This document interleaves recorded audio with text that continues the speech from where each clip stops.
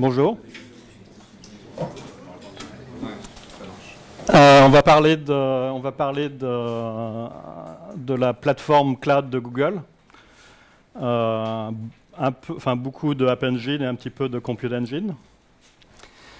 Donc je suis Ludovic Champenois. Je suis un ingénieur qui travaille sur Google App Engine à San Francisco. Je suis arrivé hier, donc je suis complètement décalé.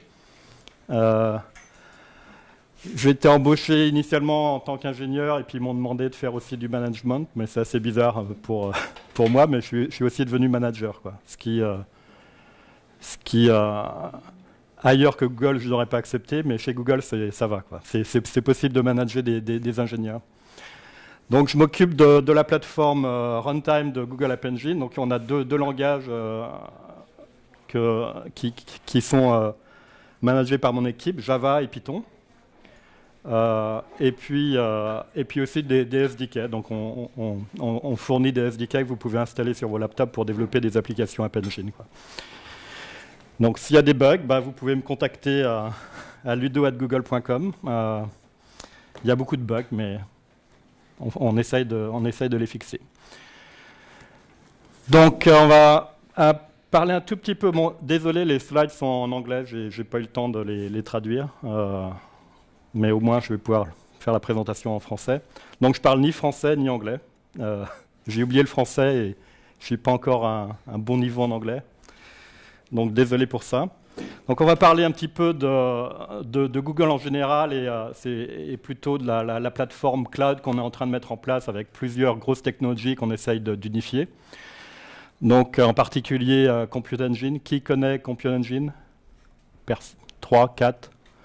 Donc c'est bien, on va en parler un petit peu. Et puis comment on essaye d'intégrer Compute Engine qu'on va découvrir avec Google App Engine. Donc qui connaît App Engine? Donc une majorité de gens.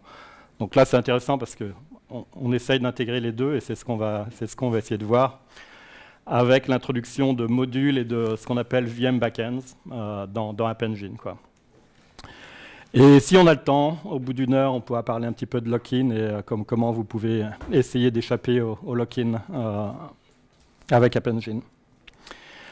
Donc ce sont les data centers de Google. Donc là, il y a des photos sur le web. Il y a eu un article il y a un an, des très belles photos mises en scène parce que bon, il y a des vélos, il y a des gardes de sécurité dans les data centers. Il y a un Street View, donc vous pouvez naviguer dans un data center si vous voulez en regardant les différentes machines et couloirs qu'on offre. Et en gros, donc l'intérêt de la plateforme Google, en fait, premièrement, on a développé ces data centers pour nous, en interne, pour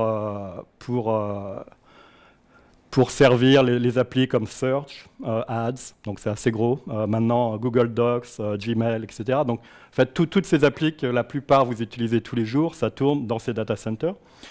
Et l'intérêt de la plateforme cloud Google, c'est d'offrir à vous un petit bout, même des gros bouts, de nos data centers de la façon la plus facile possible, quoi. Donc vous n'avez pas à les allumer le matin, vous n'avez pas à changer les disques vous-même, puisqu'on s'occupe de ça automatiquement, à la fois pour nous et par effet de bord pour vous aussi, si vous avez vos applis qui tournent sur Compute Engine ou App Engine.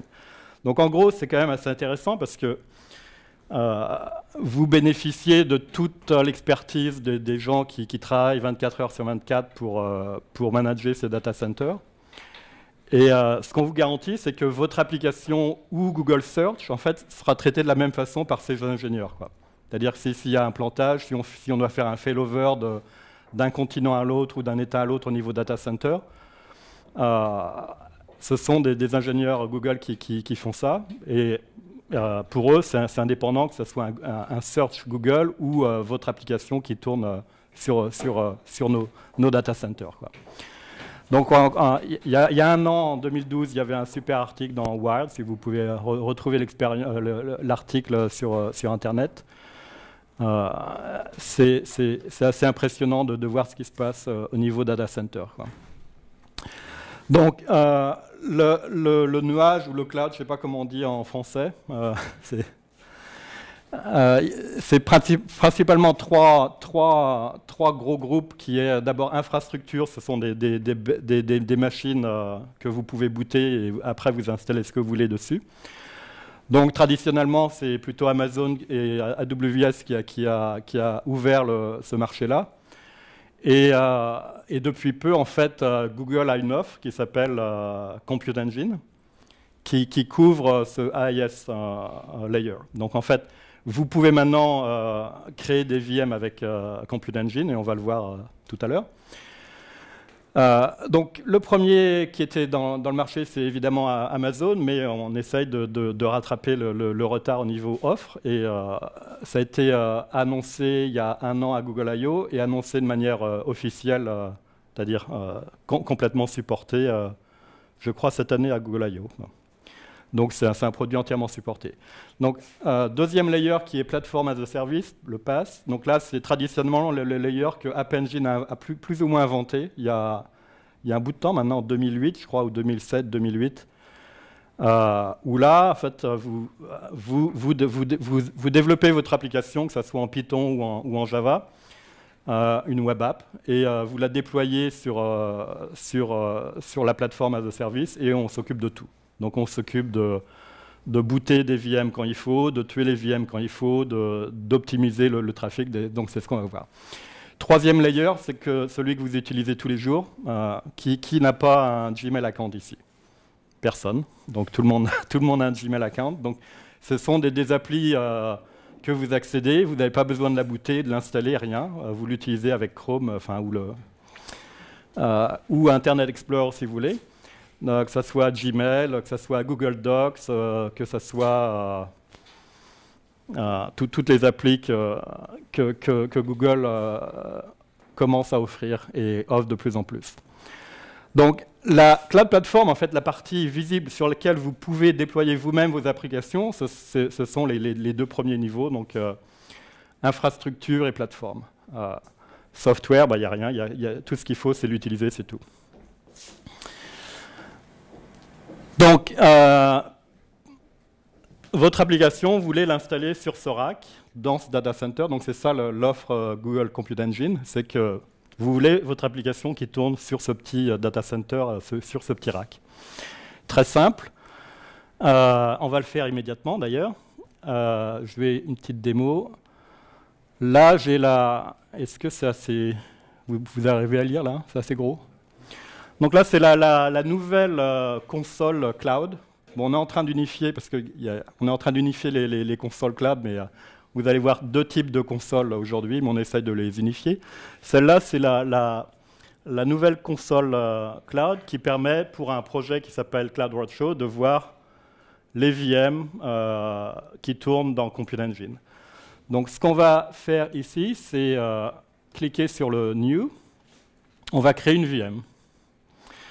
On va l'appeler GDG Nantes, pourquoi pas, très original.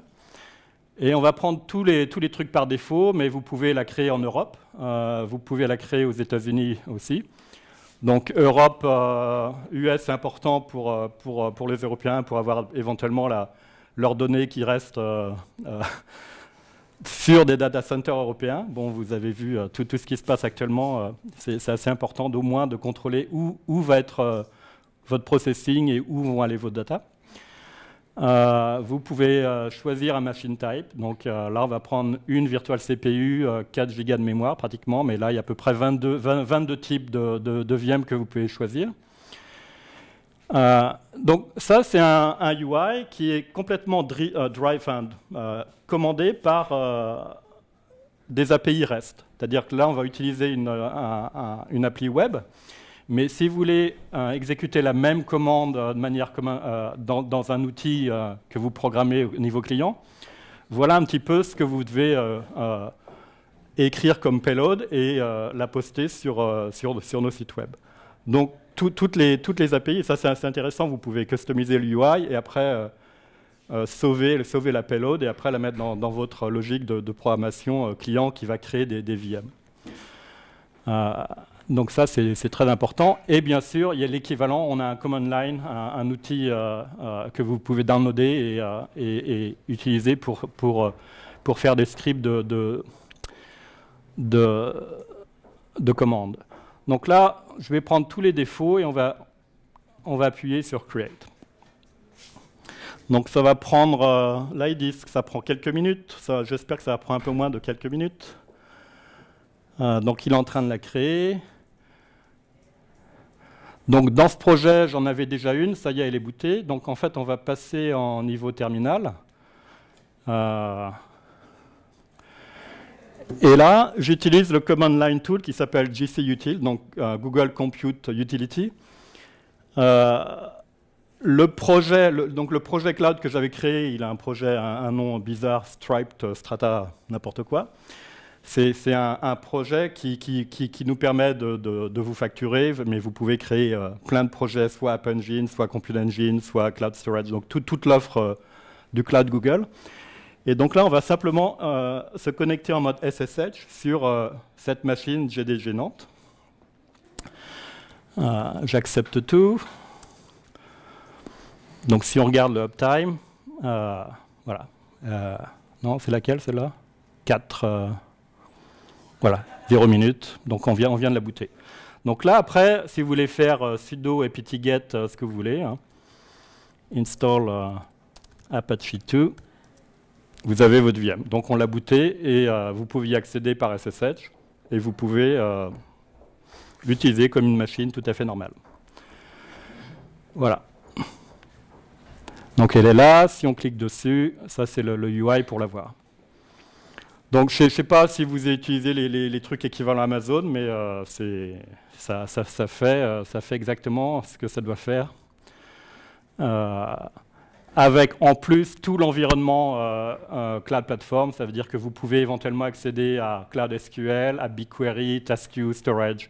Donc en fait, c'est ça l'intérêt de la plateforme Cloud, c'est qu'on essaye d'unifier et d'intégrer tous les services que Google peut offrir d'une façon intéressante, quoi. Donc on va revenir à la présentation. Où elle est, je ne sais plus.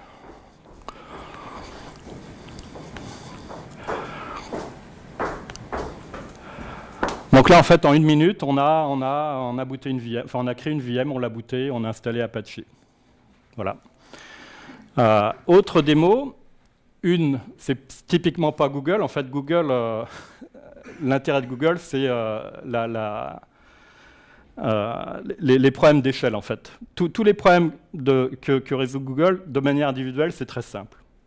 La complexité qu'essaye de résoudre Google, c'est des problèmes de scale, en fait. C'est qu'est-ce qui se passe quand vous avez 1000 VM, par exemple. Qu'est-ce qui se passe quand vous avez 15 data centers et vous voulez faire du failover entre un data center en Californie et l'autre en Oregon, etc., etc. Donc là, on a une autre petite démo où on va essayer, allez, on va mettre 100. On va essayer d'en créer 100. Donc là, les petits carrés, c'est on communique avec les API GCUtil pour demander l'état des VM. Donc là, elles sont en train de booter. C'est différentes étapes de boot des machines. Donc là, on est en train de les démarrer. Si on passe au niveau du projet maintenant, on va les voir petit à petit. Voilà, elles sont en train de booter là. Donc là, il y a GDG Nantes qu'on vient de créer. Et là, les 100 sont en train d'être bootés. Donc en gros, en 1 minute, on arrive à booter 100 ou même si vous demandez 1000. En fait, le seul truc qu'il faudra, c'est une bonne carte bleue. Mais on arrivera à les booter. Donc voilà, en 49 secondes, on a booté 100 VM. Donc ça veut dire quoi? Ça veut dire que si vous voulez la capacité de calcul de 100 VM, vous pouvez en démarrer en moins d'1 minute, installer tout ce que vous voulez dessus. Et donc là, vous devez écrire des applications de manière un peu différente. C'est plus un gros système que vous bootez une fois et qui est assez limité parce qu'il n'arrive pas par exemple, à doubler le trafic de manière automatique. Donc ça vous oblige un petit peu à programmer votre application de manière complètement différente, en ayant un layer qui permet de contrôler plusieurs VM.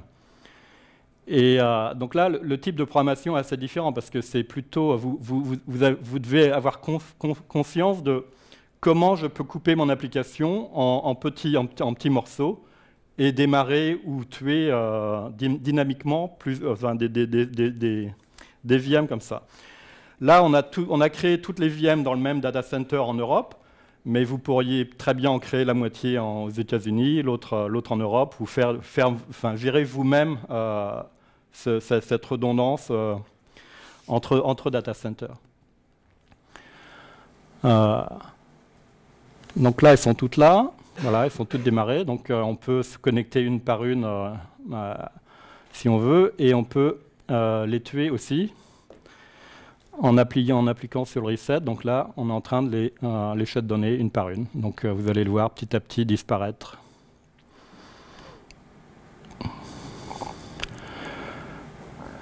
Ouais, elles sont presque, voilà. Non, elles ne sont pas tout à fait mortes. Voilà, celle-là est morte.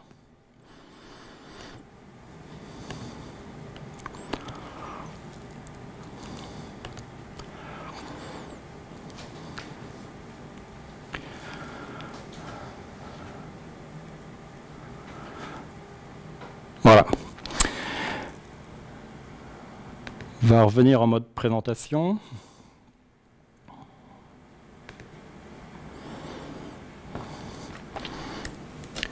Donc, pour résumer, c'est une offre d'infrastructure qui est assez familière. Vous installez une virtual machine, vous pouvez choisir plusieurs types d'OS.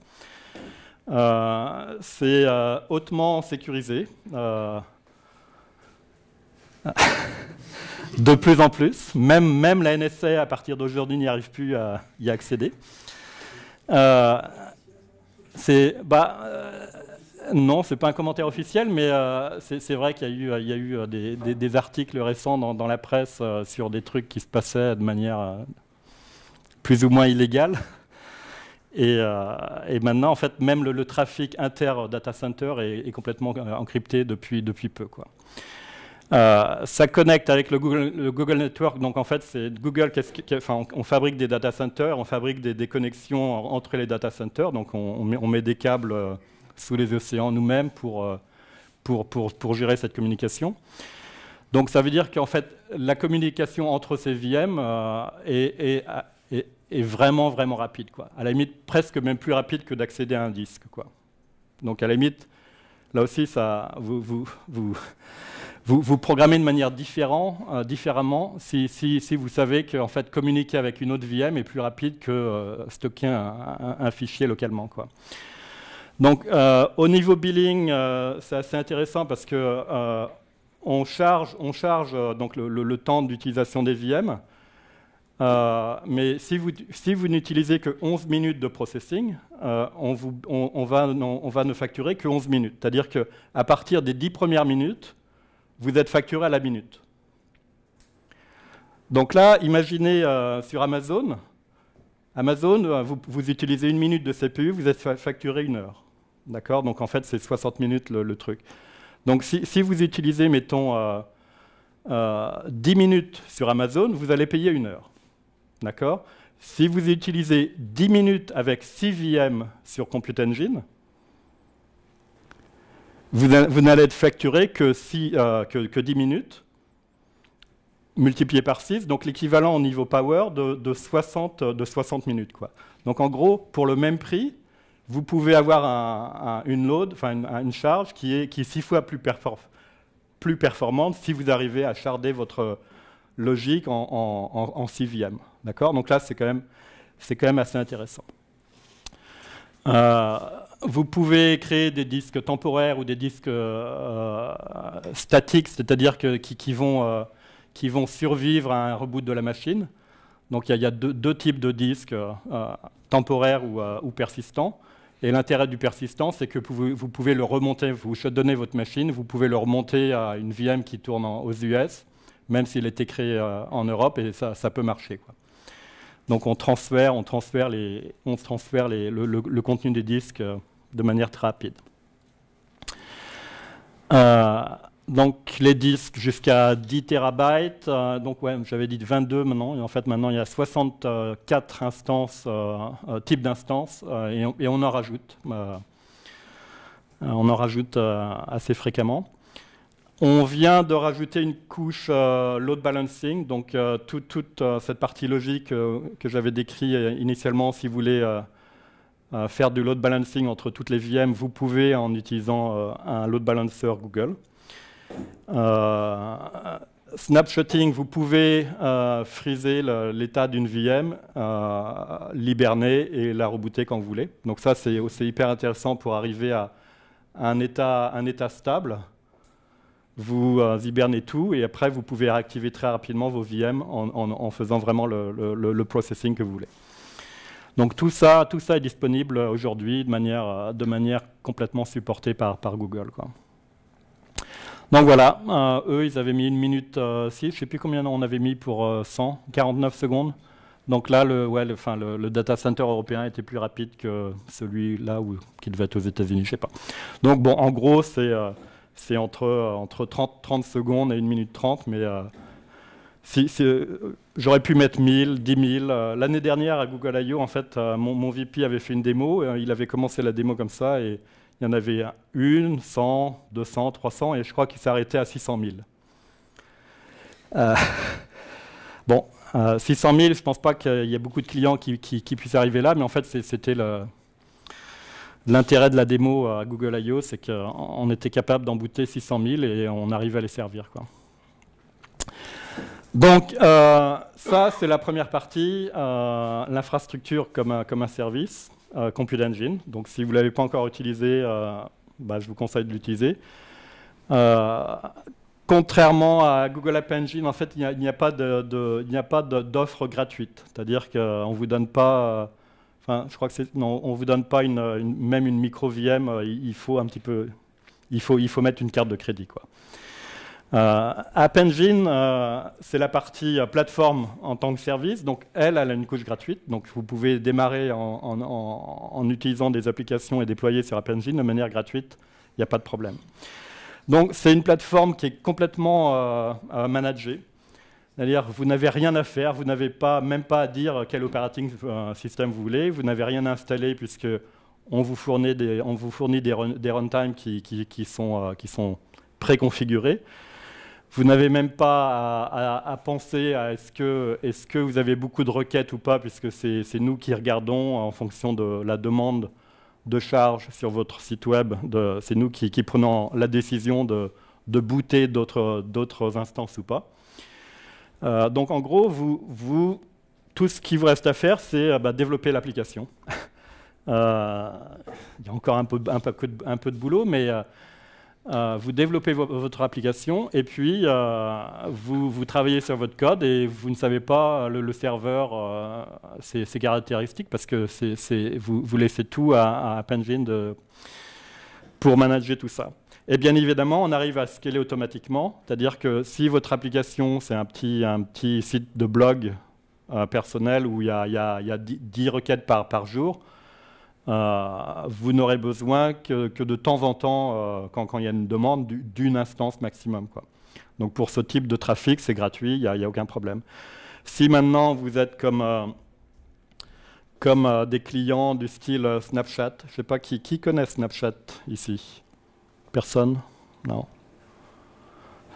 Il y en a un. C'est quoi Snapchat? Vas-y, décris. C'est une application qui permet de s'échanger des photos, mais qui ne sont pas vraiment persistantes. Bon, donc vous connaissez Facebook, vous connaissez Twitter, donc ça permet de communiquer entre ados. Et maintenant, les ados, de plus en plus jeunes, utilisent Snapchat. Donc ils ont arrêté, enfin, mes enfants, ils ont arrêté d'utiliser Facebook et ils connaissent même pas encore Twitter, mais ils sont sur Snapchat. Donc vous prenez une photo, enfin ils prennent une photo avec leur téléphone et ils l'envoient à des copains en mettant des trucs dessus. Et ce qui est intéressant, c'est que la photo est garantie d'être détruite au bout de 10 secondes. Donc là, ça vous permet d'être un peu plus expressif sur le contenu des photos ou les messages en disant celui-là, il pue de la gueule, ou parce que de toute façon, il ira pas, personne ne va garder la photo dans le nuage, quoi. Donc en fait, Snapchat, c'est une appli qui a été développée sur App Engine. Et je pense qu'ils sont à 100 millions de photos par jour échangées au jour d'aujourd'hui, quoi. 100 millions de photos par jour, c'est pas mal. Et ça tourne sur App Engine, c'est-à-dire que les développeurs Snapchat, en fait, ils ont développé une petite appli comme ça à Los Angeles. Enfin, bon, c'est des anciens de Stanford, ils sont quand même pas nuls, mais ils ne connaissent rien au niveau IT. Donc, comment gérer un data center, c'est pas du tout leur business, quoi. Donc là, leur évaluation est presque de $1 milliard. Enfin bon, ils vont essayer de passer, ils vont essayer de mettre des pubs donc ça, c'est une appli possible sur App Engine. C'est hallucinant. Donc en gros, l'intérêt d'une appli déployée sur App Engine, c'est résoudre des problèmes de ce type-là, où vous ne pouvez pas prévoir s'il y aura 0 client ou 1 million de clients connectés à votre site. Un autre petit exemple qui m'avait fait bien rire il y a un an, les évêques français avaient un problème, c'est qu'ils avaient un site web qui vous donne l'horaire des messes pour les Français. Vous rentrez le zip code et puis ça vous donne les églises dans l'alentour avec les horaires de messe. D'accord ? Donc leur problème, c'est que pratiquement toute l'année, ils n'avaient aucun client. D'accord ? Et 2 jours par an, donc avant Noël et avant Pâques, ils avaient trop de clients et donc le site était down.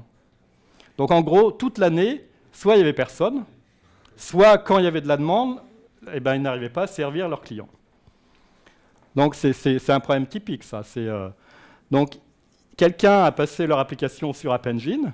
Donc au lieu de payer 50 € par mois à un site de hosting d'une petite appli PHP, donc 500 € par mois, enfin par mois, 50 € par mois, ça fait 600 par an. Maintenant, ils ne payent que 100 € par jour, pendant 2 jours, donc 200 € à peu près par an. Et en tournant sur App Engine, eh bien, ils servent leurs clients de manière parfaite. Donc c'est un autre type de client. On peut étendre ça à d'autres religions. C'est pas, je sais pas.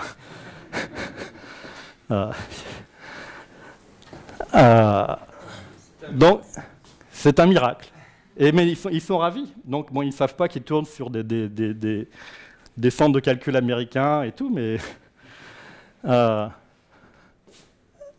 donc c'est exactement ce type de problème que App Engine peut résoudre. D'accord ? On essaye d'optimiser, donc nous-mêmes, les ingénieurs de Google optimisent le nombre de machines qui servent votre trafic de manière optimale. C'est-à-dire que vous ne payez que ce qu'on vous donne au niveau capacité.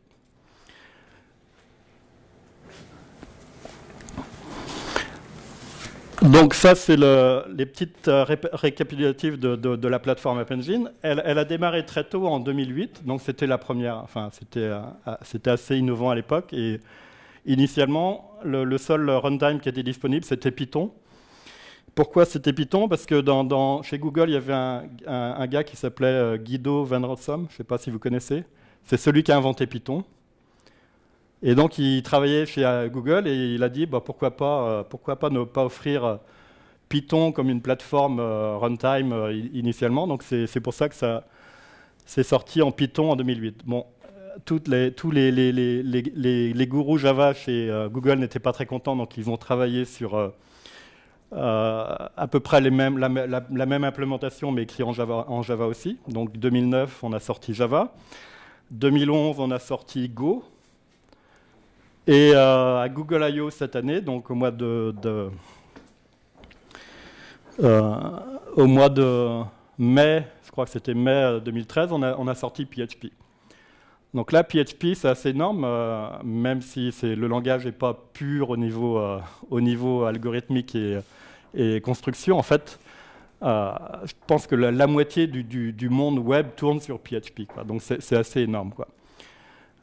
Donc il y a un nombre énorme d'applis assez standards de PHP, style WordPress ou Drupal, mais c'est énorme comme trafic. Donc là, on voit une croissance exponentielle depuis qu'on a sorti PHP, c'est assez impressionnant, quoi. C'est des trucs que Google n'était pas très au point au niveau PHP, mais on a réussi à sortir un runtime PHP. Donc ça vous donne le taux de croissance que ce soit du nombre de clients, du revenu qu'on fait sur App Engine, parce qu'on est largement profitable maintenant. Une des façons de voir la croissance d'App Engine, c'est que c'est le nombre d'opérations qu'on fait par mois sur le data store. Donc le data store, c'est la couche, la base de données que vous pouvez utiliser de manière standard sur App Engine. C'est une base de données non SQL qui est basée sur toutes les technos de data storage de Google. L'année dernière, on faisait 2 trillions d'opérations par mois. Et cette année, on en fait 4,5. Ça veut dire qu'on a plus que doublé depuis un an, quoi. Et donc ça se montre aussi au niveau des clients, au niveau du revenu de la plateforme, etc. Donc c'est en pleine explosion, quoi. On fait à peu près une release par mois. Maintenant, on est plus proche maintenant de faire une tous les 3 semaines. Peut-être l'année prochaine, on en fera une toutes les 2 semaines. C'est-à-dire que la plateforme évolue en temps réel. Et a priori, votre application ne voit pas le fait qu'on a changé de data center, qu'on a changé l'operating system, on a patché Java. Par exemple, on a passé de Java 6 à Java 7. Et pour 99,99% des clients, c'était un upgrade qui n'ont même pas vu, quoi. D'accord? Donc ils pouvaient simplement utiliser des nouvelles API, mais leur application continue à tourner, quoi. Donc c'est quand même assez impressionnant au niveau plateforme. Et l'intérêt, c'est que comme on est basé sur des data centers de Google, en fait, the sky is the limit, quoi. Donc on n'a pas de problème de scalability, puisque en fait, on grandit avec le business de Google, qui aussi grandit de manière assez impressionnante, quoi.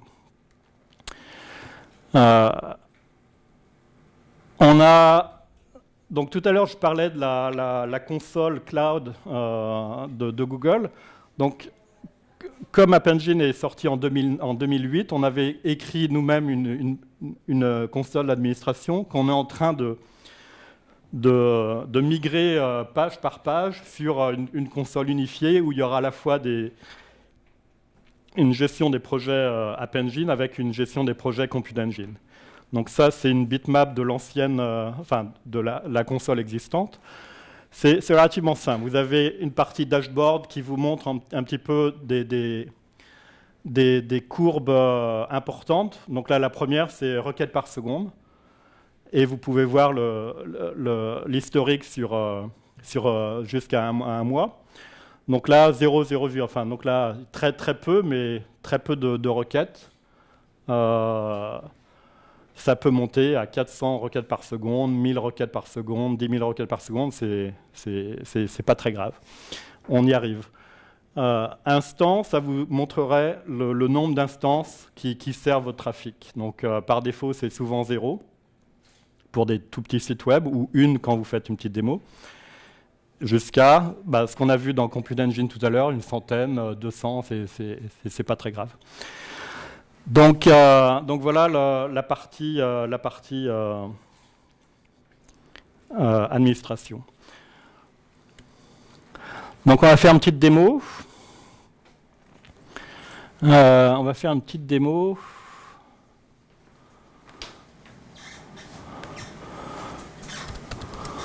Ok. Ici, j'ai un projet. Vous arrivez à lire? Ouais. J'ai un projet Git qu'on a mis sur GitHub qui est une petite démo écrite en Java pour faire de l'App Engine. Donc vous voyez que c'est un projet Maven parce qu'il a un fichier pom.xml. Qui connaît Maven? Tout le monde, ok. Donc c'est plutôt une audience Java, ça, si je comprends bien, ok. Ça tombe bien, je préfère Java. Donc en fait, mon équipe a amélioré un plugin qui existait, un plugin App Engine, qui permet de, une fois que vous avez construit votre application en Java, donc c'est une web application, un WordFile, qui permet de s'intégrer mieux avec App Engine au niveau déploiement local sur le SDK ou déploiement remote sur le vrai cloud de App Engine. Donc par exemple, en utilisant MVN App Engine Dev Server, vous allez compiler votre application, la tester localement, et on va démarrer le serveur local qui permet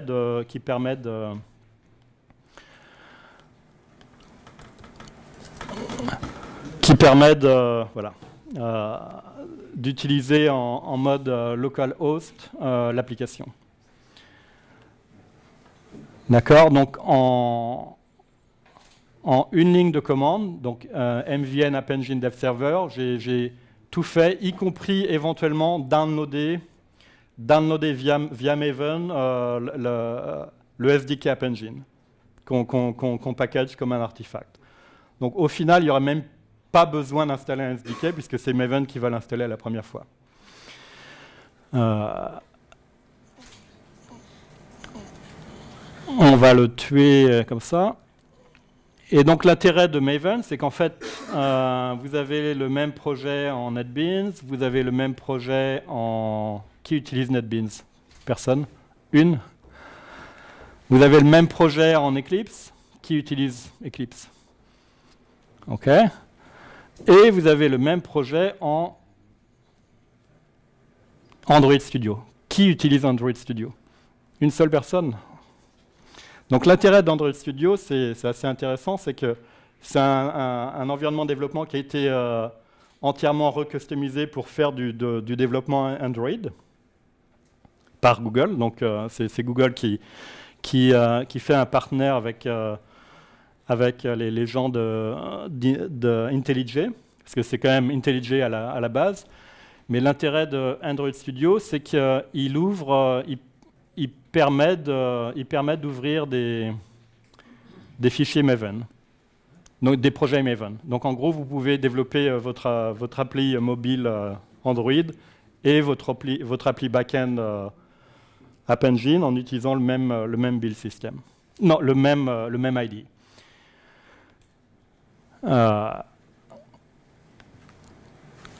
Donc ça, c'est les environnements de développement. Regardons maintenant un petit peu la partie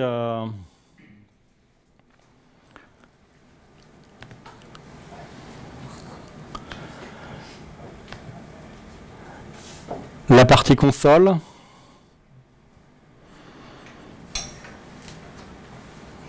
Bon, il n'y a pas beaucoup de trafic. Un tout petit peu hier, j'avais testé l'application. Les instances, il ne doit pas en avoir une. Les versions, donc si j'appelle la version celle-là, là je l'active. Donc là, c'est la même application, mais qui a été déployée à partir de mon environnement de développement, qui est hosté, servi par App Engine.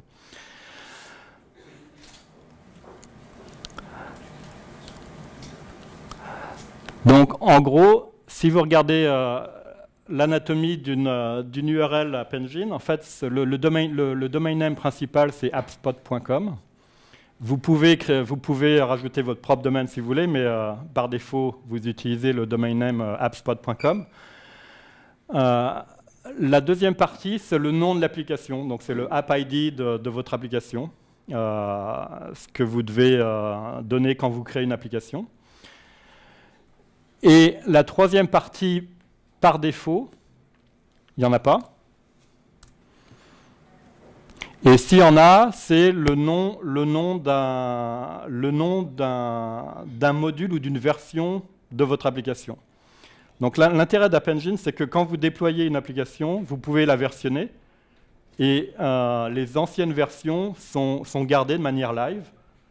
C'est-à-dire que vous pouvez déployer une nouvelle version et la tester avant de la mettre live pour tout le monde.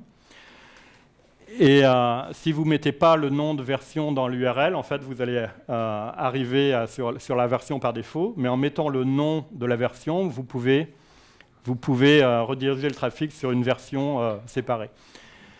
Donc si on regarde mon application actuellement qui s'appelle VM Runtime Demo, il y avait 3 versions.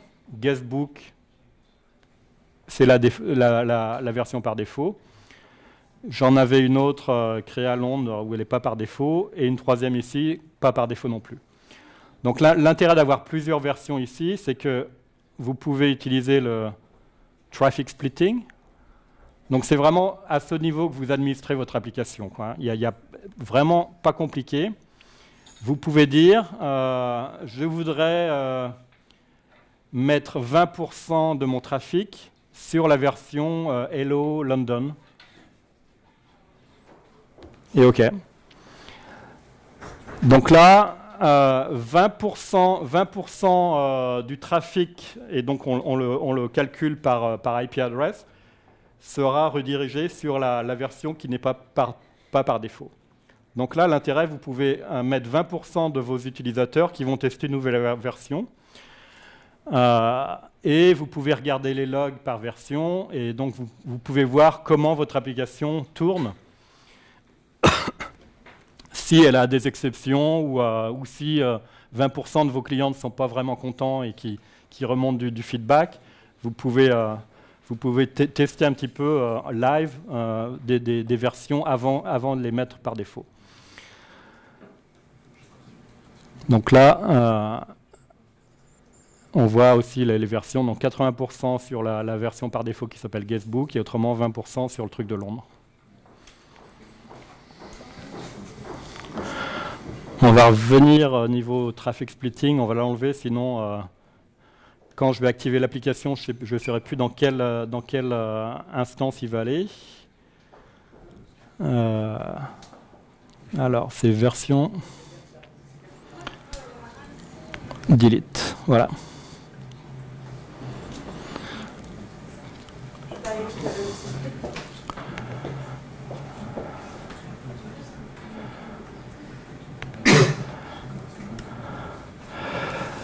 Donc, l'architecture en 1 minute, votre requête arrive dans le domain name appspot.com.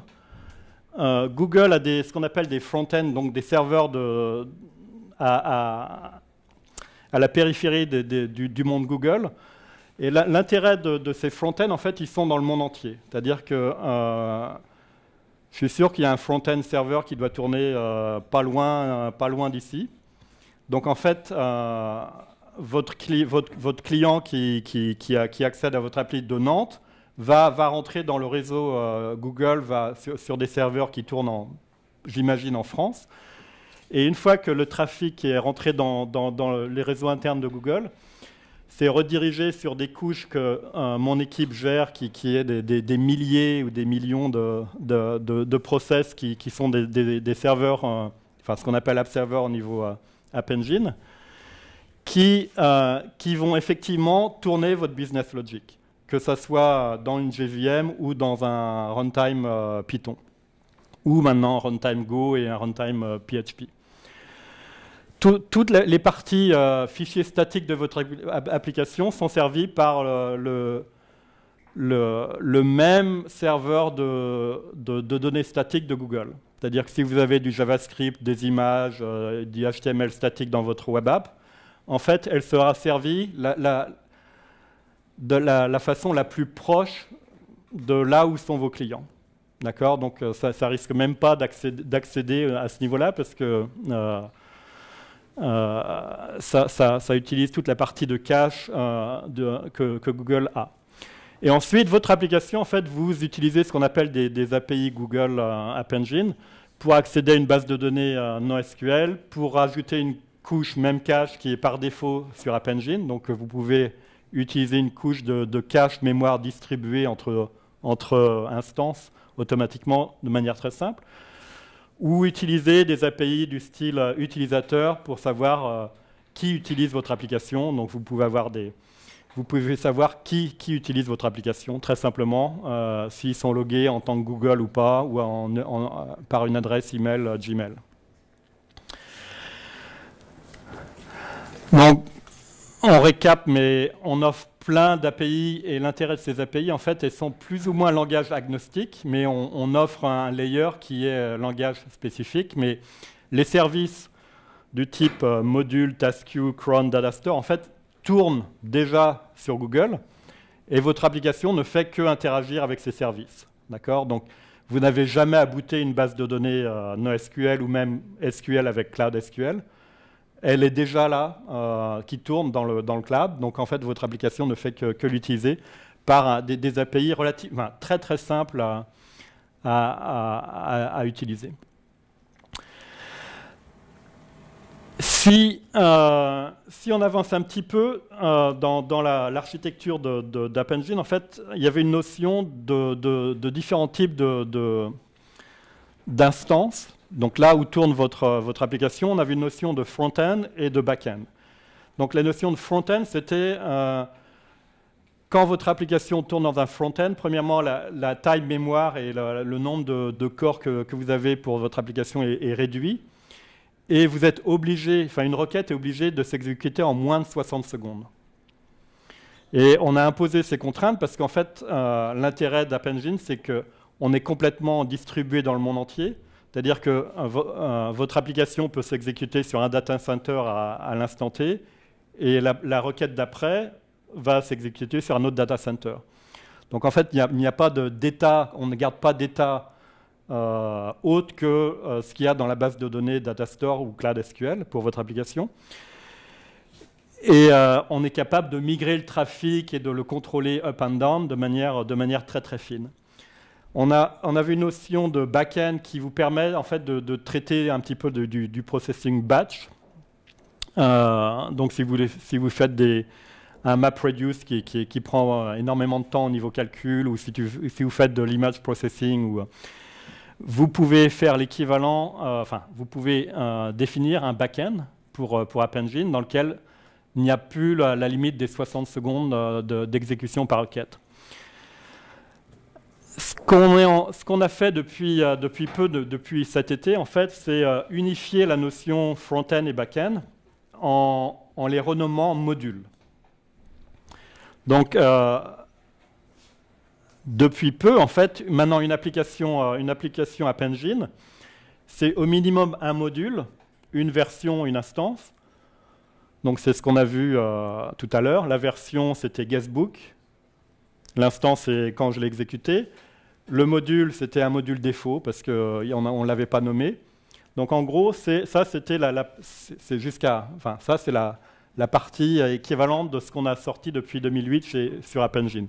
Donc depuis cet été, vous pouvez créer pour la même application N modules. D'accord ? Et donc là, l'intérêt, c'est que vous pouvez dire maintenant, mon module, il a des caractéristiques qui sont plus front-end, donc il va avoir peu de CPU, peu de mémoire, et toutes les requêtes doivent s'exécuter en 60 secondes. Ou alors des caractéristiques qui sont plutôt pour des back-ends, donc des gros serveurs.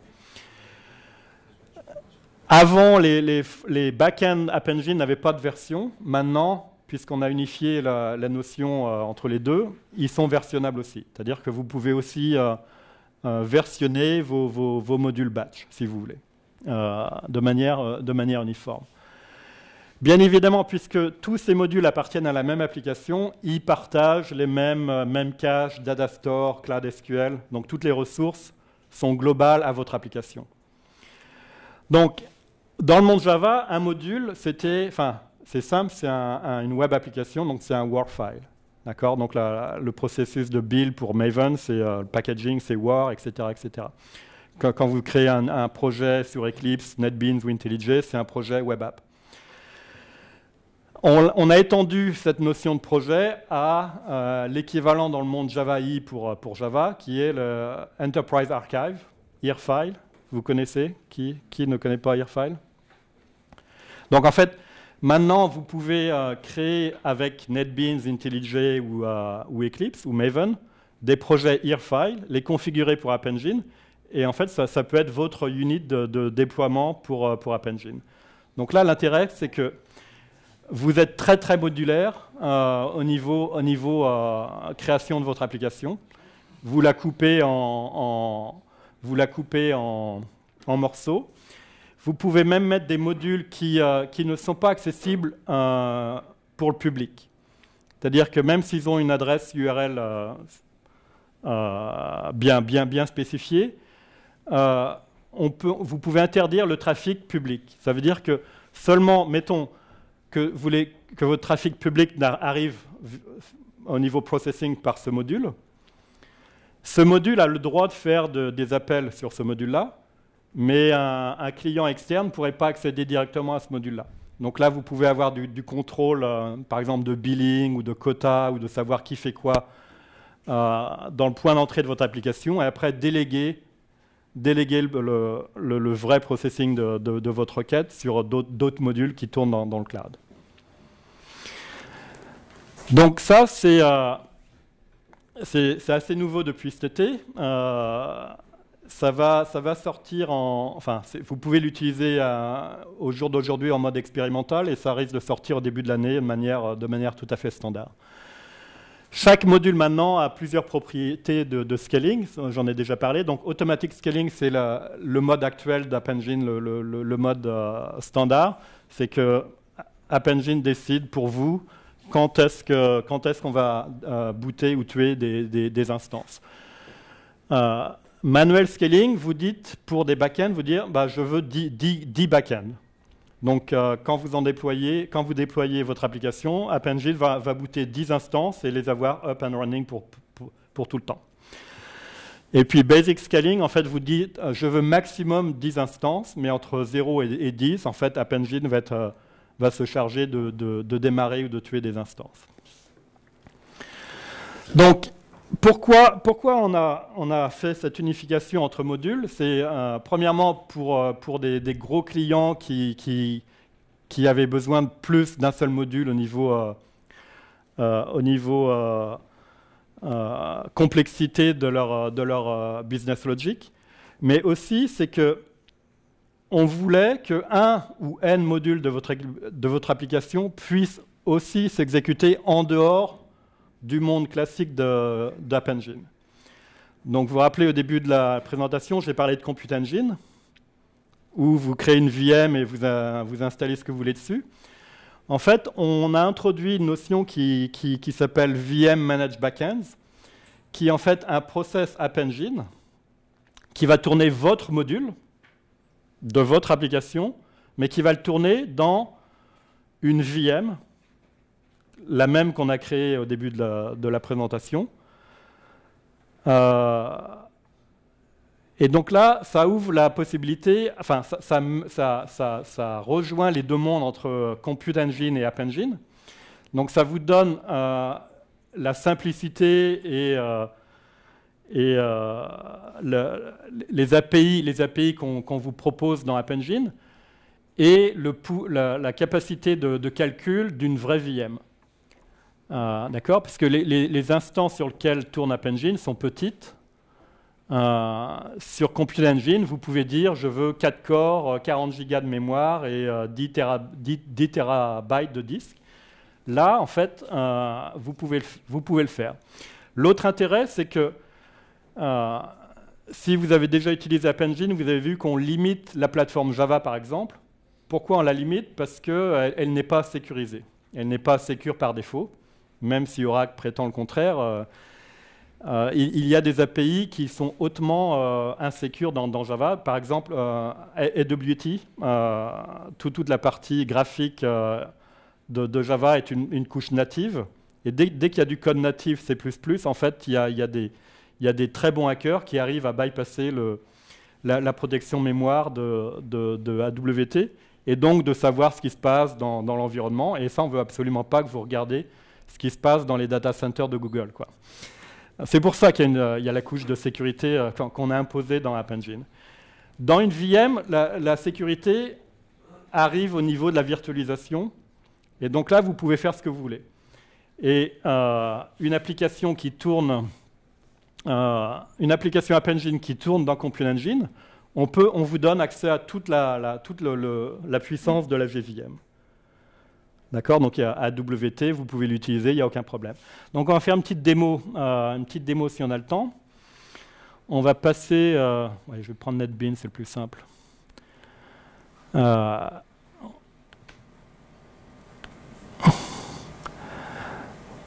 Donc là, c'est une application web. Donc il y a le web.xml classique.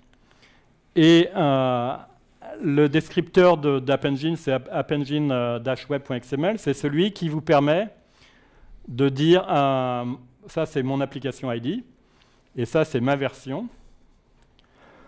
Donc on va l'appeler GDG.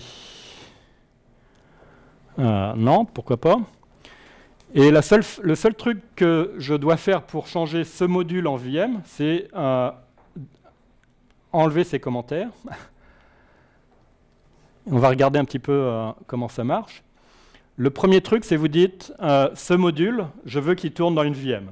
Donc VM true, pas compliqué. Je veux qu'il ait une instance, donc je mets en scaling manuel une instance. Et donc ça, c'est les deux trucs fondamentaux à rentrer, il n'y a rien de plus à rentrer. Vous pouvez éventuellement dire, et en plus, je voudrais que dans ma VM, on fait un apt-get install de n'importe quoi. D'accord? Donc ça vous donne la simplicité de programmation d'App Engine, mais vous pouvez rajouter un petit peu plus de processing dans votre VM. Donc vous voulez installer quelque chose, une librairie native C++ qui fait du traitement d'image ou n'importe quoi. Vous pouvez soit le faire via ce fichier XML, ou alors, puisque c'est une vraie VM, faire un SSH sur elle et continuer à installer du programme spécifique. Donc il y aura toujours la couche App Engine qui va tourner dans cette VM, mais vous pouvez rajouter ce que vous voulez dans cette VM. Vous pouvez rajouter du disque, vous pouvez rajouter du software, booter ce software vous-même, et le process App Engine peut commencer à communiquer avec l'environnement de cette VM. Donc,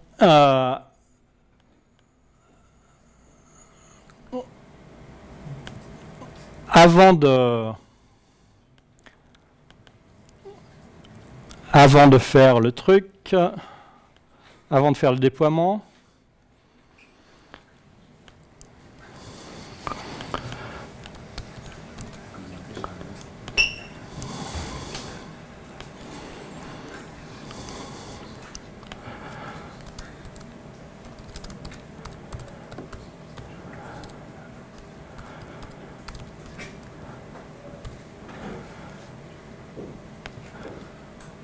je vais rajouter quelque chose qui ne peut pas tourner dans App Engine au jour d'aujourd'hui, c'est utiliser AWT. Donc là, je crée un objet AWT Dimension et je vais l'imprimer dans mon servlet. Donc on va déployer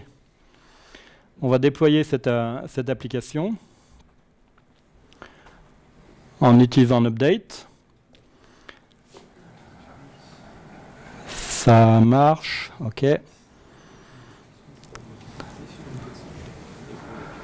Donc là, il est en train de l'updater. Donc on va regarder un petit peu ce qui se passe au niveau admin console maintenant. Donc on est dans cette application. Donc on va regarder le dashboard. OK.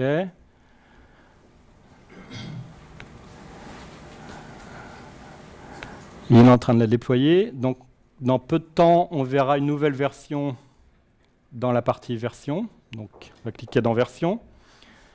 On va faire un... Voilà, elle est en train d'être créée là. Version GDG Nantes, VM Hello Ludo. OK. Ce n'est pas la version par défaut, donc mon trafic actuel ira toujours sur cette version guestbook ici. Donc maintenant, on va regarder la partie console cloud platform qui est où? Qui doit être là.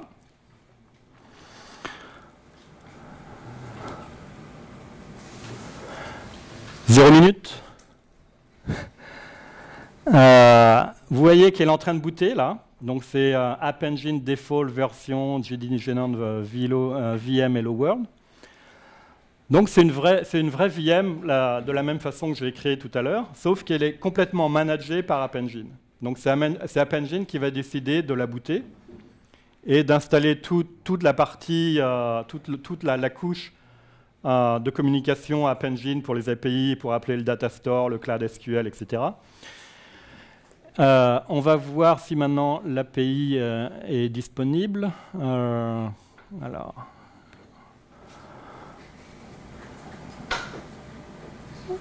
Donc celle-là, c'est ça. Donc on va essayer de cliquer dessus pour voir si ça marche. Ça marche. Si maintenant je vais dans l'URL test ici, vous avez vu que maintenant, au lieu d'avoir une exception, j'imprime la dimension, bon c'est 0,0, mais j'arrive à accéder à des API. Et je ne sais pas si vous avez déjà essayé avec App Engine, mais ça, jusqu'à maintenant, ça ne marchait pas. Puisque dans le monde App Engine, on vous refusait d'exécuter du code natif. Si vous regardez, là, j'imprime l'environnement de cette VM, en fait, on utilise un OpenJDK pur, donc il n'est pas du tout sécurisé. C'est une VM 64 bits. Et si vous regardez un petit peu plus, on utilise 1.7.25. Et si vous regardez, en fait, on utilise Jetty comme web server. D'accord ? Donc, on commence à relier les deux mondes. En fait, App Engine qui était créé en 2008 de manière précurseur, avec beaucoup de contraintes. Et puis maintenant, le nouveau monde qui est Compute Engine, on essaie de merger les deux ensemble. Donc en gros, il n'y aurait plus de distinction entre AES et PaaS. En fait, on essaye de faire une nouvelle plateforme qui combine à la fois la simplicité d'utilisation d'App Engine avec la puissance de calcul du monde Compute Engine. Une question. Au niveau des tarifs, donc au niveau des tarifs, c'est le tarif, c'est entre les deux. Si vous regardez donc ce projet qui est, donc ça c'est la nouvelle console, d'accord. Donc la nouvelle console, VM Runtime Demo. Donc ça c'est mon projet cloud, ok. Et mon projet cloud, il a plusieurs qualités. Il a un petit peu d'App Engine. Il a du Compute Engine. Il peut avoir du Cloud Data Store qui est la façon d'accéder à Data Store indépendant d'App Engine. Il peut avoir du storage, c'est-à-dire que si vous voulez avoir 50 terabytes ou pétabytes de bucket avec Google Storage, vous pouvez y accéder. Donc en fait, chacun de ces couches a un pricing différent. Par contre, si vous regardez au niveau billing là, bon là je suis en whitelist heureusement parce que j'ai pas envie de payer avec ma carte bleue. Mais donc là c'est l'offre, enfin c'est la partie billing. Bon, on peut trouver un autre projet. On va trouver un autre projet qui coûte cher. Mettons celui-là. On va regarder la partie billing. Donc, non, lui aussi il est whitelisté. On peut whitelister les projets. Vous pouvez m'en parler si vous voulez. Il n'y a pas d'API, non. Par contre, celui-là, je le paye. Voilà, je le paye tous les. Donc, en gros, c'est bon. Il y a une unification de tous les tarifs et vous n'êtes billé qu'une seule fois par quinzaine ou par mois, quoi. Voilà. Autre question? Bon, je suis là toute la journée, donc vous pouvez me joindre toute la journée pour poser des questions, mais peut-être oui là. Il y avait une partie réseau en fait dans la possibilité de configurer oui. le tableau. Donc Compute Engine, donc il y a la partie VM, la partie disque et la partie network. Donc par défaut, tous les ports de votre VM sont fermés. Donc le port 80 est fermé, le port 80-80 est fermé. Donc si vous voulez rajouter, enfin vous êtes obligé de configurer des règles de firewall. Donc j'ouvre le port 80-80, j'ouvre un port WebSocket, etc. Donc là, vous le faites très simplement en rajoutant un network, donc new network, où vous dites, je vais ouvrir le port 8080 par exemple. Donc là, le trafic pourra marcher. Les IP associées là, au VM, on peut les choisir? Alors, il y a deux types d'IP. Il y a des IP éphémères et des IP non éphémères, que là, le tarif est un peu plus élevé, bien sûr. On peut les choisir par région aussi? Non, vous ne pouvez pas vraiment les choisir, on vous les donne. Bon, elles sont par région, effectivement, mais on vous les donne. Ouais. Les VM, une fois qu'on les a... Est-ce qu'on peut faire des templates à partir de... Oui. Donc, vous pouvez faire des templates VM et les stocker dans Cloud Storage. Donc, vous êtes facturé au niveau stockage, mais vous pouvez la réutiliser pour cloner d'autres VM, oui. À ton tour. Bon.